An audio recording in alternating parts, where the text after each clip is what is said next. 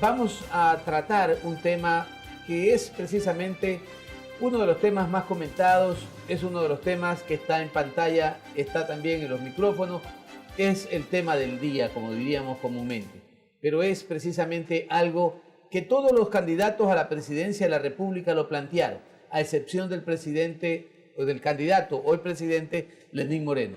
Se trataba de la derogatoria o las reformas a la Ley Orgánica de Comunicación.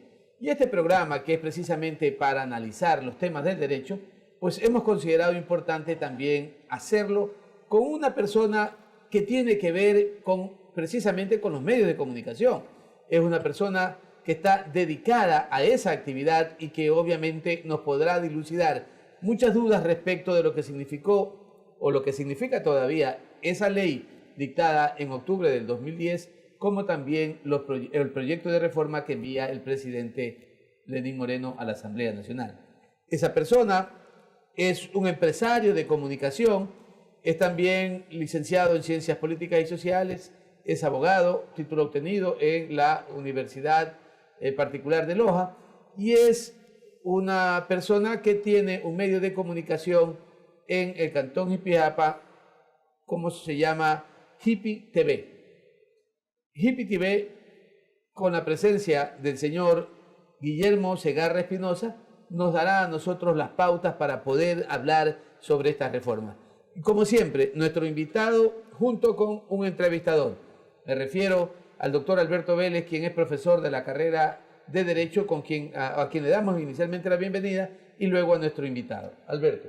Estimados amigos, qué gusto, qué placer estar cada semana, los días martes, desde las 9 de la noche por Televisión Manavita, Canal 30, en esta propuesta que hace la Academia, la Universidad con Corazón, la Universidad San Gregorio de Portoviejo. Un invitado importantísimo. Conoce de manera profunda porque está inmerso en este ambiente de la comunicación. Él es el doctor Guillermo Segarra. Encantado de partir con usted, doctor, distinguidísimo invitado. Muchísimas gracias, Alberto. Abogado Segarra. Muchísimas gracias por la deferencia de la invitación. Un saludo especial a los televidentes y estoy dispuesto a responder todas las inquietudes que me plantee el entrevistador referente a la reforma de los medios de la Ley de Comunicación y cómo afecta a los medios en sí, para ver una posible infraestructura de los medios y poder nosotros unirnos y hacer oír nuestra voz para ciertas reformas puntuales que no se están tomando en cuenta en esta ley y que nosotros necesitamos que sean tomadas en cuenta. Reformas que afectan a los medios de comunicación y sobre todo a los comunitarios y a los pequeños medios de comunicación. Doctor, si usted me lo permite, hablábamos fuera de micrófonos que se confunde dos esencias. La una es la ley y la otra es la aplicación de la ley. Cosas totalmente diferentes. Así es. La estrategia comunicacional durante el gobierno de Rafael Correa fue uno de sus fuertes. Pero no por ser uno de sus fuertes significa que fue positiva. Se instrumentaron, como ya lo hemos dicho en este programa con toda la frontalidad que nos caracteriza, estrategias nazis de comunicación. Y sería fácil citar a Joseph Goebbels en muchos de los puntales que fueron la estructura angular de esta estrategia, repito, comunicacional de Rafael Correa. Entonces, ¿qué pasó? ¿La ley era la deficiente o realmente había atrás de aquello una mafia que buscaba, en primer lugar, ser el sumum de la comunicación, instrumentando verdades incontrastables y que venían obviamente desde el Ejecutivo y su primer personero, que con todas estas capacidades que ya le conocemos, histriónicas, grandilocuentes, le permitieron dominar ese espectro? ¿Cómo usted lo analiza? ¿Qué es lo que sucede? Antes del gobierno de Rafael Correa o de la expedición de la Ley de Comunicación, no existía una norma legal que regule específicamente a los medios de comunicación, lo cual, muy a mi pesar, debo reconocer que por parte de los medios de comunicación y de periodistas había excesos. Excesos que afectaban a una correcta información de la ciudadanía. El problema es que al venir la ley, nos fuimos al otro extremo. En vez de habernos quedado en un punto medio de regulación sin excesos, vino Rafael Correa y, por intermedio de su ley, cogió y se fue al otro extremo, a una censura en que ningún medio de comunicación podía emitir un criterio contrario al gobierno sin ser inmediatamente sancionado. Inmediatamente la Supercom lo citaba y lo sancionaba. ¿Cree que en alguna medida hayamos sido cómplices también, asumiendo la responsabilidad que nos compete, la academia, los cuerpos organizados de abogados, léase los colegios, profesionales, etcétera, que mantuvimos un silencio quizá innecesario cuando debimos haber levantado la voz y no permitir que todos esos excesos se plasmen en la práctica? Lo que pasa es que el gobierno anterior captó todos los poderes, todos. Entonces prácticamente vivíamos en una dictadura. Todo aquel que salía a defender los derechos que eran afectados en cualquier situación era inmediatamente demolido. Le sacaban de todo. Y las sabatinas eran un instrumento para ello, recuerden. A ver, la sabatina era la orden de castigo. Usted salía en la sabatina el día sábado, el día lunes o estaba preso, clausurado, cerrado o vilipendiado, que era lo menos que le podía suceder. ¿Y qué sucedía? Usted iba a la Supercom, lo sancionaban, iba a la corte a defenderse y también perdía porque captaban todos los poderes. Había una suerte de nuevo Torquemada comandando esta Inquisición contemporánea y desde allí, como artículo de fe, se dimanaban estas verdades superiores y nadie podía ir contra ellas. Sí, pero ¿qué sucede? Era culpa del exceso, de la mala aplicación de la ley, de los exabruptos del presidente y de una especie de obediencia ciega de todos los poderes hacia él. Abogado Guillermo, usted dice mala aplicación de la ley. Sin embargo, inicialmente dijo que la ley contempló un extremo distinto a lo que antes no se regulaba. Podría entenderse tal vez una mala lectura, porque la ley realmente tuvo muchas consecuencias negativas para los medios de comunicación, tal vez mucho de beneficio para los ciudadanos. En este caso, la ley estaba ahí y era una ley que no realmente aportaba a la producción, al trabajo en sí de los medios de comunicación. De manera que cuando decimos que es una mala aplicación de la ley, ¿sería a una errónea interpretación de la ley o es que era la ley en sí mala? Yo pienso para que era... efectos de que también los televidentes puedan tener una idea clara del asunto. Yo pienso que era una errónea interpretación de la ley. ¿Por qué? Por ejemplo, al Diario Expreso de Guayaquil lo sancionaban en reiteradas oportunidades por no cumplir con el tiraje, que por no cumplir con algo que se llamaba de los artículos interculturales, ¿ya? Por las ubicaciones de la publicidad, etc. Eso no sucedía con el diario estatal. Por supuesto, al que se le daba todas las libertades. Pero la ley estaba ahí. Claro. Yo me acuerdo del caso de Marta Roldós, por ejemplo. ¿Ya? ¿Por qué no se actuó de oficio como se actuó en otros casos para sancionar al telégrafo, específicamente del que estamos hablando? Ya. Entonces la ley sí existía, correcto, pero se aplicaba solamente al contrario, correcto, solamente al opositor. Muy bien. Entonces, bajo esa perspectiva quedamos claro que era un abuso, en este caso del servidor, el abuso de los funcionarios públicos castigando a los medios de comunicación. A los opositores. A pretexto de aplicación de la ley. Ahora, todos pregonan que fue una ley abusiva. Todos sostienen de que esa ley merecía el cambio. Dije en el preámbulo del programa, todos los candidatos opositores a Lenín Moreno sostenían que irían a reformar la ley. Yo le pregunto a usted, como un hombre estudioso de la ley en razón precisamente del medio de comunicación que dirige, ¿qué de bueno tiene aún, porque todavía no se reforma ni se deroga el contenido íntegro de la ley, qué de bueno tuvo la ley? Obligar a los medios de comunicación a contrastar la noticia. Obligar a los medios de comunicación a no hacer un linchamiento mediático. Obligar a los medios de comunicación a sacar noticias contrastadas, con fundamentos. Antes, X medio de comunicación sacaba una noticia que no era la correcta, le daban un espacio chiquito en la última página, en otro lado, que el 90% de las personas que querían la rectificación no lo tenían. ¿Cuándo usted veía en Ecoavisa el derecho a la réplica antes de la aplicación de esta ley? Jamás. Nunca, nunca. Entonces, el derecho a la réplica es bueno. El derecho a la constatación de la noticia. El derecho a que no se publique su nombre hasta que el juez no haya determinado su responsabilidad dentro de la indagación previa. Alguien decía... sí, por favor, doctor. Entonces, sí. aquello debe de mantenerse. Eso debe mantenerse. Incluso en la reforma se mantiene. Okay. En la reforma se mantiene. Son derechos fundamentales que sí están bien. Un caricaturista en algún diario importante de la capital decía hace pocos días que el muñeco era bueno, pero el titiritero era el terrible. Correcto. Es decir, estaba bien hecho el muñeco y toda la cuestión, pero quien lo manejaba, quien hacía que se mueva sobre el escenario, era el que estaba haciendo que se cometieran cosas terribles, convirtiendo en una mordaza esta ley. Así es. Eso es el asunto. La ley no es mala. ¿Que necesita algunas reformas? Sí, eso es verdad.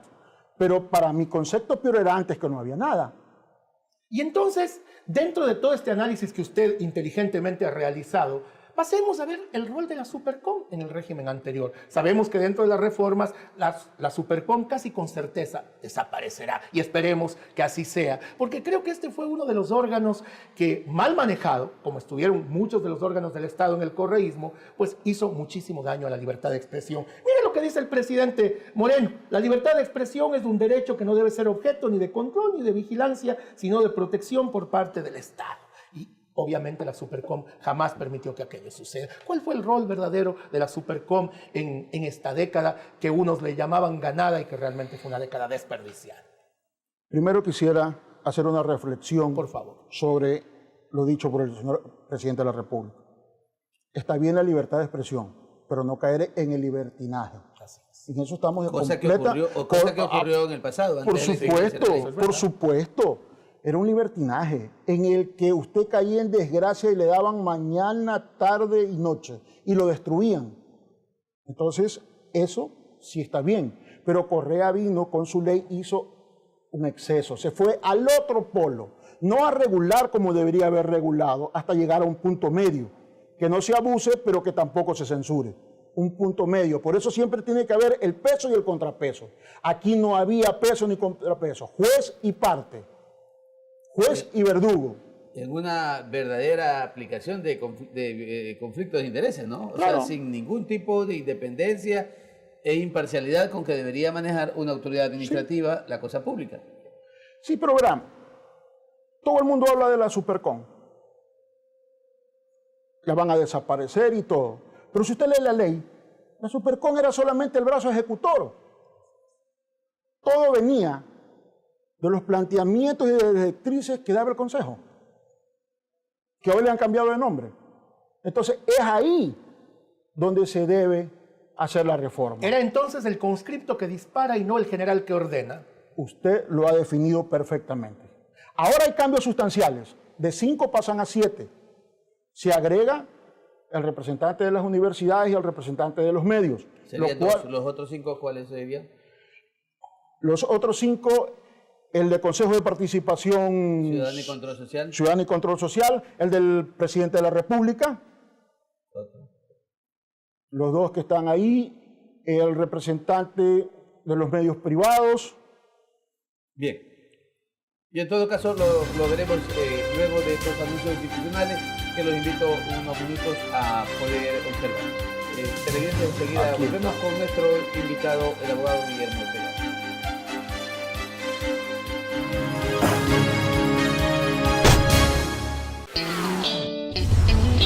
Inicio de espacio publicitario.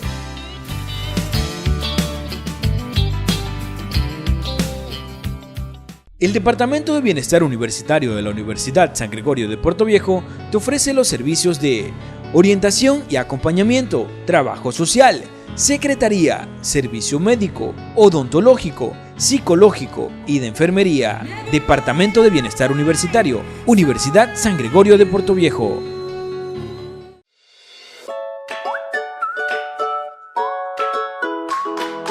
metal es uno de los materiales que más tarda en desintegrarse, ya que este lo hace por un medio de oxidación natural. Por ejemplo, tenemos las varillas de metal, ya que estas son muy gruesas y densas, tardarían entre 500 años en desintegrarse. Otro ejemplo serían las latas de cerveza, ya que estas duran en desintegrarse 30 años. Green Tanks es un proyecto completamente sustentable, pues ayuda y engloba los 3 procesos como es ecológico, económico y social. Este es un proyecto a beneficio para la comunidad gregoriana, para que tengan una mejor comodidad frente a este.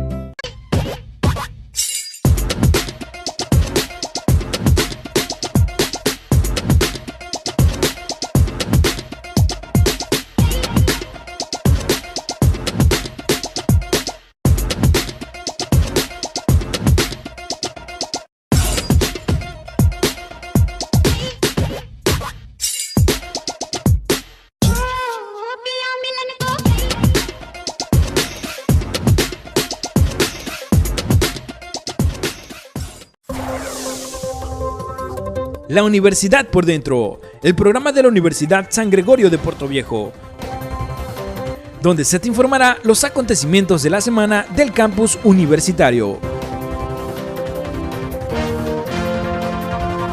La Universidad por Dentro. Fin de espacio publicitario.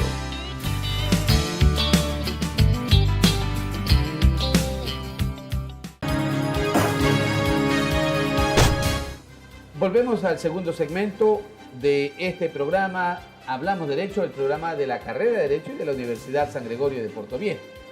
Estamos tratando las reformas a la Ley Orgánica de Comunicación y nuestro invitado, el abogado Guillermo Segarra, ha venido comentando sobre algunos lineamientos generales al margen de los 6 ejes fundamentales que plantea el presidente Lenín Moreno a la Asamblea Nacional en el proyecto de la reforma. Pero hay algo que sobresale, algo que fue siempre una lucha incansable de los medios de comunicación particular, de los partidos políticos, de las organizaciones y movimientos sociales, que reclamaban el uso y el abuso de bienes públicos por parte del presidente de la República, a la forma arbitraria como los utilizaba, en detrimento de esos recursos públicos y obviamente favoreciéndose para aquello, sobre todo en la lucha partidista, en la lucha por la administración del poder, que debe ser de igual como lo señala la Constitución, y sobre todo en la difusión a través de esos medios públicos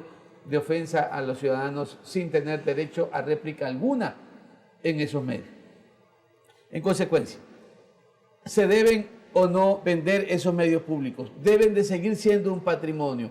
Hay una mala administración de esos bienes, malos administradores, mala gestión. ¿Cuál es su posición frente a ello? Usted como un, diríamos, propietario de una frecuencia también de televisión de carácter particular o privado. Debemos anotar que el concepto era bueno. Yo estoy completamente de acuerdo que se hayan incautado los medios para tratar de recuperar el dinero de los depositantes, de un grupo de poder, que era el Grupo Isaías, y que no solamente le incautaron los medios de comunicación, sino todas sus empresas, para tratar de recuperar el dinero de los depositantes. Para recuperar. Eso está correcto. El problema es, nuevamente volvemos a lo mismo, el plan está bien, la ejecución es la incorrecta. Al ejecutar eso de ahí, ¿qué fue lo que hicieron? Se quedaron con los medios de comunicación para influir. No hubo ejecución. No hubo ejecución. Correcto. ¿Estamos de acuerdo? En su idioma. Exacto. No hubo ejecución. No hubo la ejecución. No hubo la venta. Porque lo primero que dijeron fue, si no estoy equivocado, en 6 meses los vendemos. Así fue, ese fue el plan. Ese fue el planteamiento. En 6 meses los vendemos. Y con eso, ¿quién estuvo en contra? Nadie. Todo el Ecuador o toda la ciudadanía estuvo de acuerdo de coger, vender y devolver a los depositantes. De ahí, todo cambió. Volver a esos medios una especie de altavoces de lo que pensaba el poder central. De una manipulación, porque ahí sí existía censura previa, porque censuraban todo aquello que era en contra del gobierno. Esa es la verdadera censura previa, en que uno edita lo que va a salir sin apego a la verdad y con favorecimiento al gobierno en este caso. Nunca se contrataba la información, violando Nunca. la propia ley de comunicación. ¿Y cuándo fueron sancionados? Jamás. Ahora, señores doctores, permítanme hacer las veces de abogado del diablo, porque es importante también que nos ubiquemos en épocas y en épocas. Cuando se incautan los medios, vivíamos un boom de la televisión estaba bollante, se contrataba comercialmente espacios publicitarios pues, que eran bastante potentes y que permitían que los canales se sostengan. Repito, no comparto esa idea, pero poniéndome en la situación de quien nos observa. ¿No pasa también que la digitalidad, que los Netflix, que el IPTV, con el que se pueden ver canales de todo el mundo sin ningún tipo de pago, descargando simplemente una ubicación URL, estas páginas de M3U, hicieron que vayan perdiendo fuerza los canales de televisión y que estos se tengan que sostener simplemente más bien como viejos monumentos a estos dinosaurios comunicacionales, y no solamente entonces es la mala administración, sino también consecuencia de los tiempos? Pienso que no, porque si hubiera sido en un contexto de un manejo privado, puede suceder lo que usted menciona. Pero ¿qué sucedió con estos canales? Ahí fue un despilfarro, un exceso de contratación de personal, un exceso de gasto, un exceso de sueldos. ¿Qué sucedía? Eran los que mayor publicidad del Estado recibían. ¿Cómo pueden decir ahora que es producto de que los tiempos han cambiado y que ya la publicidad o ya los medios no generan lo mismo? No es así. Tuvieron toda la publicidad del gobierno. Adicionalmente les dieron contratos, por ejemplo, en el telégrafo, hacían libros para vender al Ministerio de Educación. Entonces tenían una preferencia. Y se articularon jurídicamente, ¿no?, de la ley de empresas públicas. Porque Así se es. constituyeron en empresas públicas. Y al constituirse como empresas, tenían un marco jurídico regulatorio que les permitía ser eficientes, pero sin embargo, nunca hubo control, más bien hubo abuso, publicidades que sobrepasaban, creo que incluso las propias, el propio pautaje, o por último, ruedas de prensa o transmisiones en vivo de programas políticos del gobierno sin ningún tipo de límite. Todo eso fue factor preponderante para que las finanzas de estos medios de comunicación, enrolados como diríamos dentro de la ley de empresas públicas, fracasaron. Les pongo un ejemplo aparte de los medios de comunicación. EICA. Claro. Era importadora de vehículos. Terminó importando o comprando uniformes. IMC era otra de las empresas importantes con computadoras en la época. Así es. En que estas se movían Entonces, ¿qué enormemente. sucede? Por ejemplo, en el caso de los canales. ¿Cuánto no perdieron en la transmisión de los partidos de fútbol? Hasta hoy le deben a la federación. Hasta hoy. ¿Por qué? El ánimo del gobierno de congraciarse con la gente, de dar los partidos, las eliminatorias, sin ningún tipo de soporte técnico de cómo les iba a ir en la parte económica. Lo importante era que el gobierno quede bien. Doctor No Segarra. importa si era rentable o no. Así es. Pero mire, estamos de acuerdo entonces en que deberían venderse estos medios ya improductivos de los que el gobierno hizo lo que le dio la gana en su momento. Pero allí yo me pongo también en esa situación de pensar en la otra vereda, en la vereda del frente. Y lo conversábamos hace unos instantes, asimismo fuera de cámaras, y hablábamos de los pasivos laborales. Hablábamos de las deudas que tienen estos canales en todos los ámbitos, a proveedores, por concepto de, yo no sé, de insumos, de producción, a todos los niveles. ¿No será que termina costando más la vaina que el machete? Que aquello que le quede al Estado va a ser pues mínimo frente a todo lo que tenga que pagar en última instancia por todos estos desafueros cometidos por el régimen anterior. Yo le pregunto algo. ¿Quién va a comprar? Esa es la pregunta que todos Nadie deberíamos compra hacer. un pan dañado, doctor. Nadie compra un problema. Así es. Nadie. Entonces, si el gobierno se hace cargo de los problemas de los canales, va a salir en pérdida. ¿Qué hacer con ellos? ¿Volver los medios comunitarios quizás? Eso no va a solucionar los problemas. Por supuesto. Hay que pagar a los trabajadores, hay que pagar a los proveedores. Pero miremoslo desde un contexto eminentemente jurídico. Si se llegara a salir a una subasta pública, el Estado vende los medios de comunicación, vende activos, es decir, va a vender la infraestructura, va a vender en este caso, todo lo que significa equipos tecnológicos, ¿sí?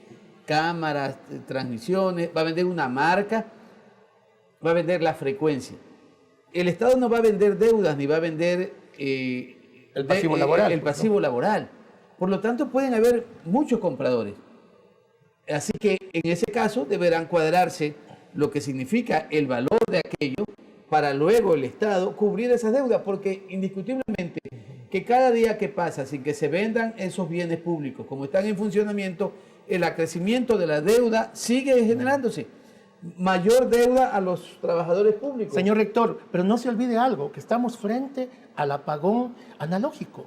Y seguramente estos canales, por eso han pedido prórrogas, no están preparados para entrar a la etapa digital, que ya la están instrumentando algunos otros canales. Pero, entonces a lo mejor los equipos incluso ya son obsoletos y no van a tener un costo. Pero aún así hay una marca de una frecuencia, ¿sí o no? Verá. Que tiene un valor, y yo creo que muy importante. Lo que habría que es, en este caso, saldar cuentas pasivo con activo de parte del Estado, luego que venda al particular. El particular no va a comprar absolutamente nada que sea deuda, va a comprar es activos, bienes.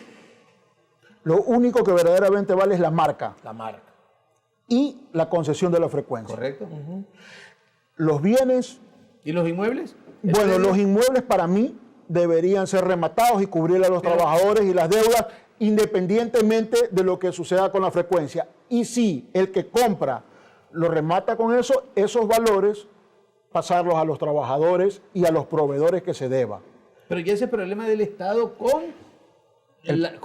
las personas naturales o jurídicas quienes adeuden. Resumiéndolo, hay que sacar a la venta saneado. Correcto. Demos por agotado el tema y con ese criterio respecto de la venta de los medios de comunicación incautados. ¿Usted tenía otra inquietud más? Sí, una inquietud que me parece también interesante y que debemos pues, tratar en este programa, porque ese es el objetivo de Hablamos Derecho, un programa de la Academia. Los dos primeros artículos, ya reformatorios de la Ley de Comunicación, hacen, como usted bien nos hacía notar, que nosotros quizá no nos habíamos percatado en la medida en que usted nos lo hizo ver, que los tratados internacionales ahora privilegian a la propia Constitución. ¿Cree usted que con esto se hace un gran cambio, se genera realmente una visión absolutamente diferente de la ley desde otra perspectiva más internacionalista y que por lo tanto ese análisis ha quedado un poco al margen? Yo veo que todo el mundo analiza el linchamiento mediático, que analizan la venta de los canales, que analizan el tema de la Supercom, y sin embargo esto que es estructural de la ley, que es basal y está en su origen en los artículos primeros, no ha sido tratado a profundidad. ¿Cómo lee usted el cambio de este articulado? Para mi criterio es la reforma más fundamental. ¿Por qué? Porque internacionalmente los derechos humanos es lo que privilegia el mundo en la actualidad. Entonces nosotros, en la ley vigente, no teníamos en mención a los tratados internacionales de derechos humanos. En esta reforma que plantea el presidente Moreno y que ha enviado a la Asamblea, sí lo hace. Lo cual para mí es la reforma sustancial de esta ley. Porque el resto ya es algo de procedimiento. Este primer artículo para conocimiento, porque quienes nos observan muchas veces no tienen estos contextos y es bueno un poquito encarrilarlos. Le voy a leer el artículo primero, por favor, de la ley vigente, de la que está al momento rigiendo al Ecuador. Artículo primero, objeto y ámbito. Esta ley tiene por objeto desarrollar, proteger y regular en el ámbito administrativo el ejercicio de los derechos a la comunicación establecidos constitucionalmente. ¿Y la reforma qué dice? La reforma, en cambio, lo que dice es Sustituyase el artículo primero por lo siguiente. Artículo primero, objeto y ámbito. Esta ley tiene por objeto desarrollar, proteger y regular el ejercicio de los derechos a la comunicación establecidos en los instrumentos internacionales de derechos humanos ratificados por el Estado y en la Constitución de la República del Ecuador. Incluso va más allá la reforma y en el artículo 2 le agrega lo siguiente: los derechos y garantías establecidos en los instrumentos internacionales de derechos humanos ratificados por el Estado, la Constitución o la presente ley serán de directa e inmediata aplicación por y ante cualquier servidora o servidor público, administrativo o judicial, de oficio o a petición de parte. Entonces se está privilegiando la protección del derecho de las personas. Y eso para mí es la reforma más fundamental que tiene esta ley. Claro, ahí hay una especie de fortalecimiento, un respeto, una consideración a la normativa internacional. Así es. La comunicación, bien lo dijo usted, es un derecho humano, por lo tanto, lo que ya se haya señalado de manera internacional en convenios, en convenciones a las cuales el Estado ecuatoriano se ha adscrito, se ha adherido, indiscutiblemente se la respeta y pone en primer orden, en este caso, a esa normativa internacional sobre la Constitución. Hay un apego a la norma constitucional, lo dice en la descripción que usted acaba de leer, pero está privilegiando la normativa internacional. En consecuencia, como un ejemplo de aquello, fíjese usted que en las declaraciones que hacía el secretario de Comunicación de la Presidencia de la República, dice que se va a consultar a la Corte Interamericana de Derechos Humanos si realmente la comunicación debe ser o no un servicio público. ¿Por qué no lo resuelve la misma Corte Constitucional? El presidente dice no, prefiero consultarle a la Corte Interamericana de Derechos Humanos. Esto es, en relación a lo que usted acaba de manifestar, un respeto a esa normativa internacional, dándole prevalencia a las normas internacionales sobre la Constitución en la materia de comunicación. Así podríamos definirlo, abogado Guillermo. Sí, pero debemos recordar algo también. Cada tratado internacional que el Ecuador firma tiene la obligación de respetarlo. Y nosotros hemos firmado esos tratados internacionales y deberían contar en todas las leyes su protección y sus derechos y garantías. También debo manifestarle algo, que en el artículo 11, en el enumerado primero, habla también del principio de comunicación democrática, que no está en la ley anterior. La comunicación democrática es un ejercicio de ciudadanía y justicia social, enmarcado en el derecho humano a la información y a la comunicación, ratificando lo que dice en el artículo 1 y en el artículo 2, modificando todo el objeto de la ley. Perfecto, ya vamos a comentar entonces en el tercer segmento sobre esta disposición legal a la que usted se está refiriendo en el proyecto de reforma. Vamos a ir a otros anuncios institucionales, queridos televidentes, y volvemos enseguida con nuestro entrevistado, el señor Guillermo Gallardo.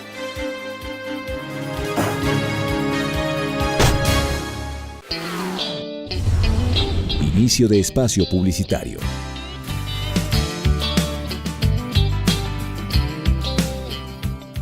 El Departamento de Bienestar Universitario de la Universidad San Gregorio de Puerto Viejo te ofrece los servicios de orientación y acompañamiento, trabajo social, secretaría, servicio médico, odontológico, psicológico y de enfermería. Departamento de Bienestar Universitario, Universidad San Gregorio de Puerto Viejo. Amar tu vida es como amar la naturaleza. Acompáñanos a cuidar nuestro hogar. El vivir ecológico nace de nuestras aventuras por el mundo, así que te invito a que seas parte de este crecimiento, porque de nosotros depende.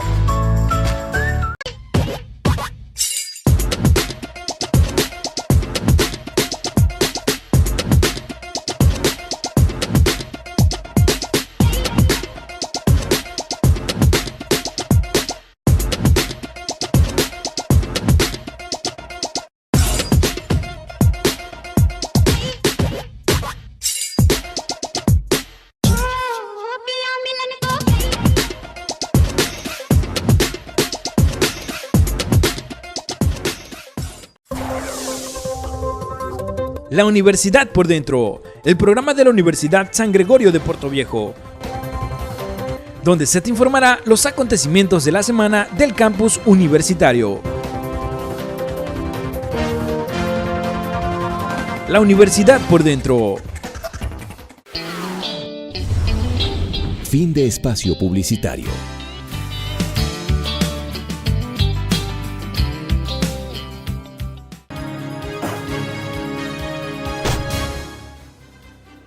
Volvemos con nuestro invitado, volvemos con nuestro programa, el programa Hablamos Derecho. Abogado Guillermo, la censura previa, un tema que fue muy cuestionado con la vigencia de la ley, fue cuestionado por los medios de comunicación, fue una protesta de parte de los periodistas y de las personas que hacen opinión pública, porque la censura previa se convirtió tanto para los organismos de control como también para los directores de los medios de comunicación, que en salvaguarda de sus intereses le hacían censura previa también a los artículos de sus redactores o en los medios de comunicación también a las personas que hacían opinión pública.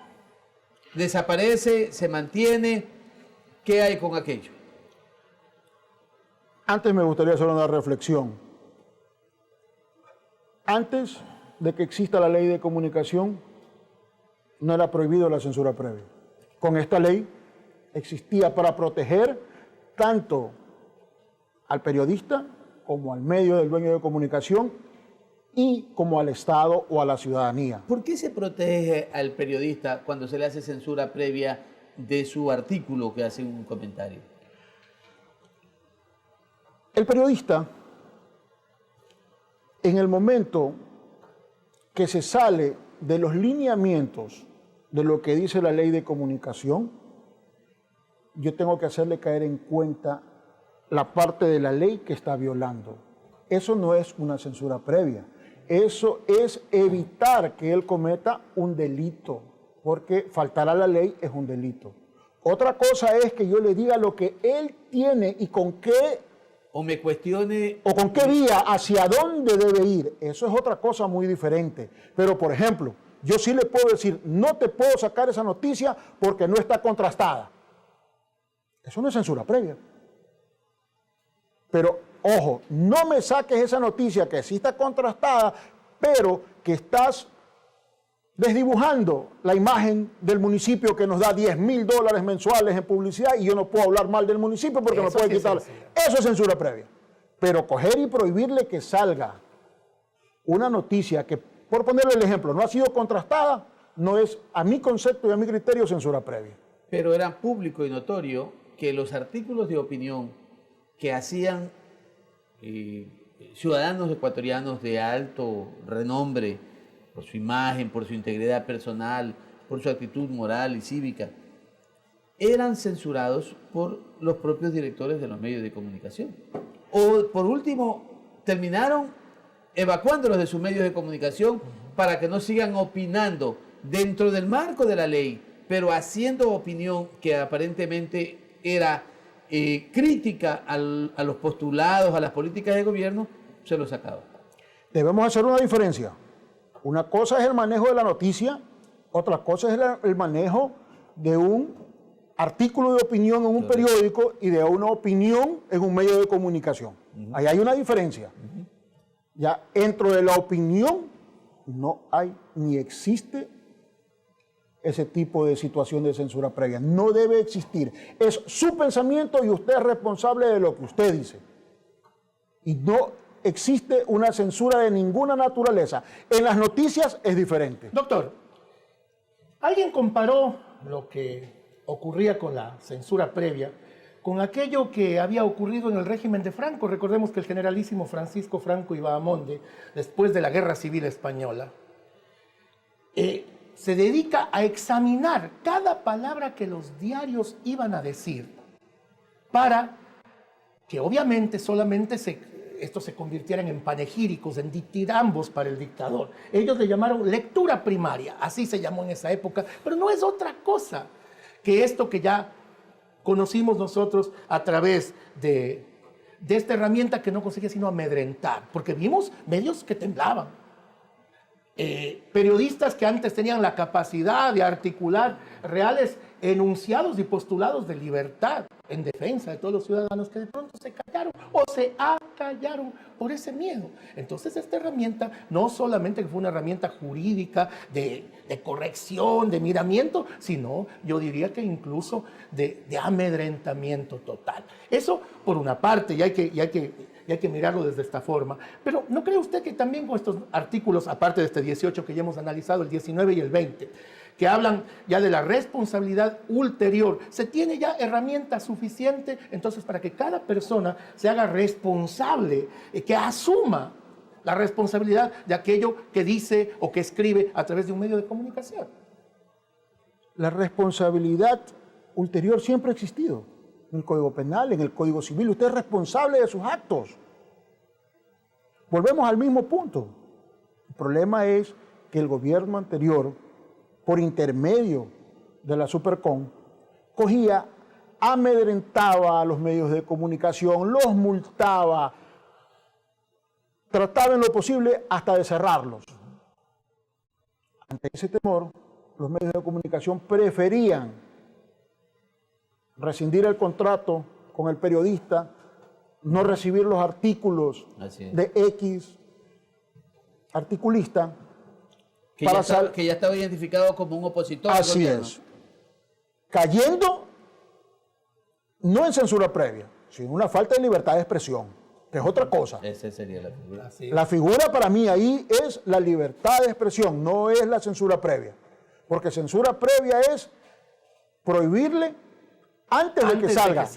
Claro, pero esta es una prohibición a la libertad de expresión, un derecho consagrado en el mundo entero, la libertad de expresión. Entonces, ahí lo que se afectaba era la libertad de expresión. Y eso era gravísimo. Gravísimo, gravísimo por donde se lo mire.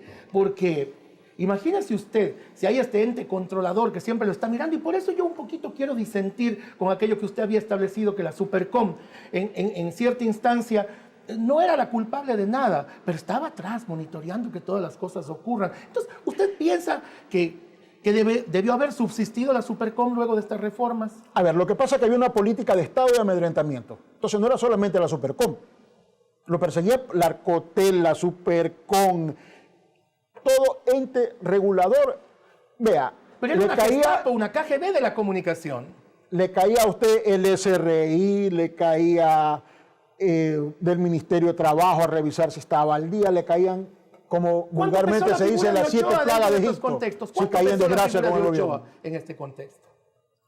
Ya circunstancialmente nació, llegó a esa institución y fue el ejecutor, ¿no? Porque pudo haber sido cualquiera.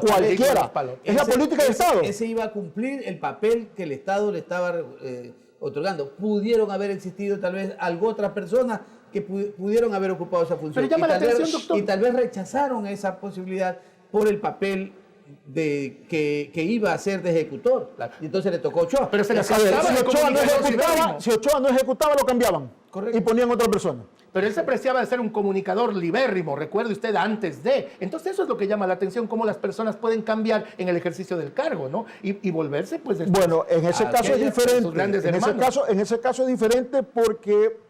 Si tú quieres podríamos hablar de una claudicación de principios. Dale poder y podríamos hablar de una claudicación de principios. Así es. Porque él antes y después era su actitud diferente, su accionar. Ahora mismo debe ser ya distinta, ¿no? No, pues ahora tiene que estar suavecito. El presidente Lenín Moreno señaló que al presentar el proyecto de reforma, dijo que el eje fundamental de esta reforma es el de la libertad de pensamiento y de expresión, absolutamente enmarcadas en instrumentos internacionales de derechos humanos que han sido ya ratificados por el Estado ecuatoriano.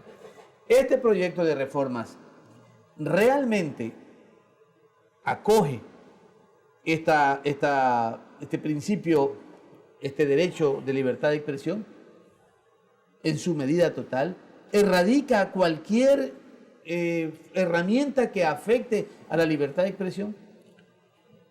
Es muy interesante su pregunta y la respuesta sería que va a mejorar, pero todo depende no solamente de la ley, sino de que haya una política de Estado de respeto a la libertad de expresión, de respeto a la ley, de no haber un totalitarismo en que el Estado se hace de todos los poderes y trata de acallar a aquellos que no piensan de la misma manera. Pero hay signos evidentes de que el presidente Moreno está haciendo absolutamente todo lo posible para que se cumpla lo que usted está señalando.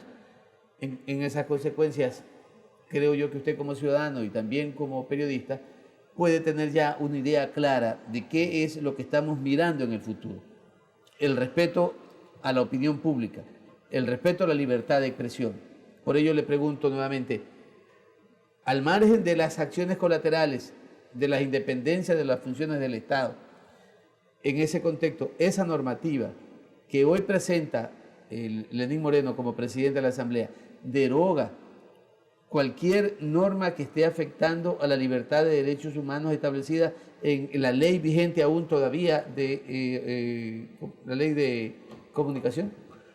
Si la reforma se aprueba, tal como la ha enviado Moreno, se estaría transformando en una ley más garantista de derechos y protección a los ciudadanos y a los medios de comunicación.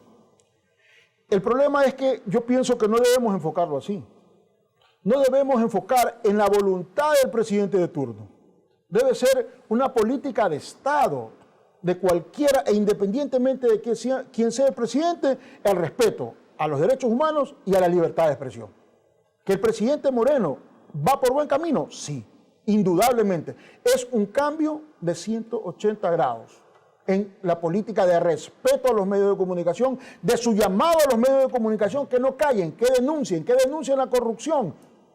Eso es lo que debe primar en cualquier función del Estado. Doctor, si usted me lo permite, no quiero que se nos quede fuera del tintero algo que es importantísimo, el rol de las redes sociales, del Internet, de estos mensajes que pueden provenir de Facebook, de Instagram, de Twitter, y que realmente no son tomados en cuenta, excepto quizá en una de las partes del artículo 20, donde se dice que los medios de comunicación solo podrán reproducir mensajes de las redes sociales cuando el emisor de tales mensajes esté debidamente identificado. Aparte de eso, yo no he podido encontrar ninguna mención que tenga que ver con esto, que en el pleno siglo XXI, que corriendo el año 2018 es determinante. Por las redes se dicen barbaridades, no existe ningún tipo de censura, la gente cree que puede tratar con la honra de todo el mundo, publicar incluso fotos ofensivas absolutamente, y en esa medida hablamos de este libertinaje que usted citó. Entonces, ¿cree usted que debería también asumirse un compromiso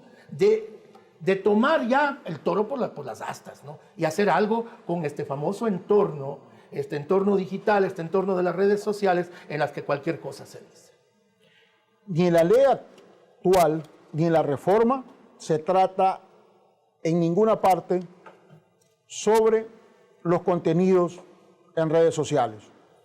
Lo del artículo 20 que usted menciona podría caer en el campo de las normas de contrastación de una noticia, de contrastarla, de que sea veraz, efectiva, y por eso el medio estaría autorizado para publicarla o no. Pero el hecho de fondo es que debería normarse las redes sociales. Así es. Normarse en muchos sentidos. En muchos sentidos. Por ejemplo, por redes sociales, usted puede ver todos los canales internacionales sin pagar derechos. Así es. Eso es un perjuicio tanto para la empresa El famoso IPTV, privada, que como yo le nombraba hace un rato, así es. Y eso es un perjuicio tanto para la empresa privada como para el Estado. Y no está normado. Y debería normarse. Aparte... Pero al normarse también lleva consigo implícito la regulación. Sí. O sea, entonces tiene que regularse, por supuesto, controlarse por y sancionarse. supuesto. Claro que sí. Le pongo un ejemplo. En Estados Unidos se está llevando a cabo una investigación de manipulación de las elecciones por intermedio de las redes sociales. Entonces es gravísimo, es gravísimo. En redes sociales, creo que el 70% no se puede comprobar y solamente un 30% podríamos hablar que hay una veracidad de la noticia. ¿Y eso a qué conlleva? A una tergiversación de la noticia, conlleva a que la ciudadanía se desoriente. Absolutamente. Se desoriente. Y llega un momento en que ya pierde la noción de la realidad. No sabe si es verdad o es mentira lo que sale en redes sociales. Totalmente. Sí. Las redes sociales también se utilizan para estafa, se utilizan para pornografía infantil, se utilizan para un montón de situaciones. Y eso debe ser normado. Obviamente, sí está la pornografía infantil en el momento que descubren, van y todo. Pero está normada para después, cuando deberíamos hacer una normativa para prevenir. La ley debe ser para prevenir. Bien, o sea, en ese sentido también se ha mencionado mucho que la actual ley tiene algunas normativas que protegen los derechos de los niños y las niñas, sobre todo en temas de comunicación. Así que creo que aquello el presidente no ha tocado precisamente porque considera plausible que esas normas sigan vigentes ante las reformas que él presenta a la ley. Vamos a ir a otros anuncios institucionales. Regresamos nuevamente para estar con nuestro invitado en una serie de conclusiones y recomendaciones desde la perspectiva de los medios de comunicación. ¿Qué puede agregarse al proyecto que no debería constar en el proyecto? Ya volvemos.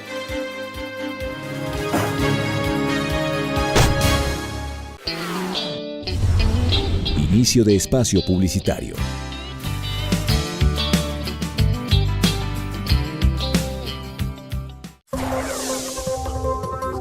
La Universidad por Dentro, el programa de la Universidad San Gregorio de Portoviejo, donde se te informará los acontecimientos de la semana del campus universitario. La Universidad por Dentro.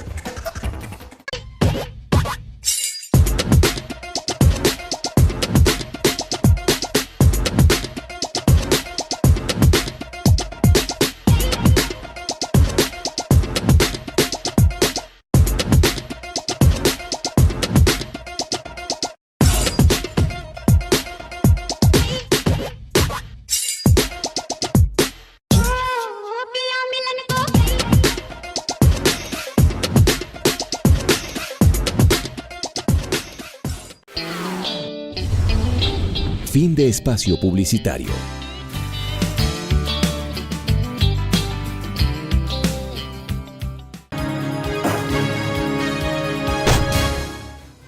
Volvemos al último segmento de este programa Hablamos Derecho con nuestro invitado, el compañero Guillermo Galarraga. En ese sentido, quiero yo, sí, Segarra, quería yo comentarle que uno de los ejes fundamentales, y así usted lo había señalado hace un rato en una entrevista, de que uno de los ejes fundamentales era precisamente la participación ciudadana. Y frente a ello, usted como dueño de un medio de comunicación, Hippie TV, ¿cómo mira esa participación ciudadana? ¿Cómo cree que debe acceder? ¿Cómo cree que debería ser de propia iniciativa de ellos en la participación ciudadana? ¿Cómo la fortalecemos en definitiva? Ya no desde el ciudadano, de los colectivos ciudadanos que piden, sino usted como empresario de la comunicación, ¿cómo lo permitiría? El problema fundamental para fortalecer la participación ciudadana debe surgir de la educación, debe surgir de la organización. El Consejo de Participación Social y Control da muchas herramientas para que la ciudadanía se constituya en vigilante del accionar, no solamente de los medios de comunicación, sino de todos los entes del Estado. Y los medios de comunicación tienen la obligación, por ley, de darle el espacio que ellos soliciten cuando estén debidamente conformados y agremiados. Ya, ¿y esa participación ciudadana significa las rectificaciones tal vez? ¿Solo en eso se encerraría? No. La rectificación no tiene nada que ver con la réplica o con la rectificación de alguna noticia. La participación ciudadana tiene que ver en una vigilancia de la ciudadanía hacia los temas fundamentales, como por ejemplo el accionar del municipio, el accionar de la prefectura, el accionar de las autoridades, el accionar de los medios de comunicación, de todos los servicios públicos. Se puede formar comité para vigilar todo. Efectivamente. Doctor, yo quería preguntarle sobre uno de los ejes que no hemos tocado, el único eje que no hemos visto dentro de este programa y que ya usted nos había dicho entre los segmentos de esta programación que usted cree que no pueda ejecutarse en el campo de la realidad, que es la autorregulación. ¿Qué criterio le merece este tema de la autorregulación? ¿Cree que sea posible que se autogeneren códigos deontológicos, es decir, éticos, profesionales, y los propios medios sean los que vayan a autonormarse para caminar por el camino verdadero, por el camino correcto? Tendríamos que analizar, por ponerle el ejemplo, entre lo moral y lo legal. Lo moral no es obligatorio. Así es. Lo legal lo emanan los órganos jurisdiccionales y de control. Autorregularse dependerá exclusivamente de la ética de cada medio. No hay otra explicación. Ni otro camino. Ni otro camino. Claro, y a la postre de los dueños de los medios, porque el medio per se no tiene una personalidad. Es verdad. Ahí tiene usted toda la razón. Ya. A título personal, pienso que es muy importante la ética, la profesionalización, pero debe haber una regulación. Debe haber una regulación. Que no debo regularme yo mismo, no debo ser juez y parte. Lo mismo que yo le reclamo al gobierno, que no sea juez y parte, también me autocensuro en decir que no puedo ser juez y parte. Debe haber una normativa ¿Y en ese para sentido todos los no casos. sería la participación ciudadana? Sí, por supuesto. Claro que sí. Claro que sí. En alguna medida, pero claro. de alguna manera tiene que conformarse Claro, organizadamente. organizadamente y evitar que nadie sea juez y parte. El peso y el contrapeso que debe haber en todas las cosas. Finalmente, doctor, ¿qué le faltó a esta reforma? ¿Qué tiene de positivo y cuánto debió haberse puesto en la norma que no se encuentra allí contenido? La regulación del Internet, ¿Correcto? la regulación de la publicidad.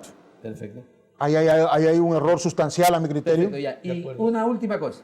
¿Está de acuerdo con las posibilidades de que se declare nulo el concurso para las frecuencias que se estaba llevando a cabo frente a actos evidentes de corrupción en el mismo proceso?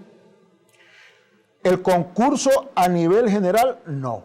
A nivel particular, sí. Correcto. Esto es saneando las participaciones. Todos normales. aquellos que hayan adquirido una frecuencia de manera ilegal debe ser revertida al Estado y debe anularse, seguirse los procesos legales de acuerdo a su participación y a los hechos en que hayan cometido. Perfecto. Pero aquellas personas que participaron en legal y debida forma, que lo hicieron cumpliendo con la ley, no tienen por qué ser perjudicados. Muy bien. Muchísimas gracias, Guillermo. Quiero también agradecerle a Alberto por la participación en este programa. Estamos con un tiempo prácticamente concluido, así que televidentes, nos veremos la próxima semana. Gracias, un abrazo fraterno a todos. Hasta siempre.